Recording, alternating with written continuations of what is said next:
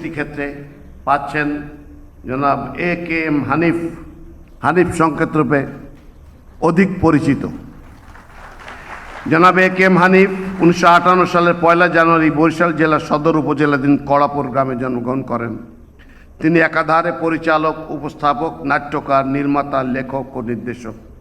তার উপস্থাপনা, পরিকল্পনা ও পরিচালনায় ইত্যাদি 1990 সালে যাত্রা শুরু করে জনপ্রিয় অনুষ্ঠান হিসেবে শীর্ষে অবস্থান করছে। তিনি দেশাত্মবোধক গান সহ লিখেছেন 27টির অধিক গ্রন্থ এবং নির্মাণ করেছেন অর্ধশতাধিক নাটক। নেদারল্যান্ডের মার্ক ভারকার্ক ও হানিফ সংকেতের যৌথ পরিচালনায় 2005 সালে নির্মিত আন্তর্জাতিক প্রামাণ্যচিত্র ব্রিজিং টু ওয়ার্ল্ডস এর জন্য তিনি ব্যাপকভাবে প্রশংসিত হন।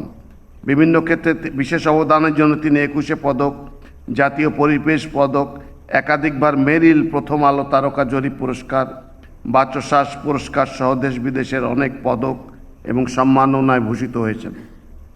বাংলাদেশের সংস্কৃতিতে গৌরবোজ্জ্বল ও কৃতিত্বপূর্ণ অবদানের স্বীকৃতি স্বরূপ জনাব এ কে এম হানিফকে স্বাধীনতা পুরস্কার 2026 প্রদান করা হলো।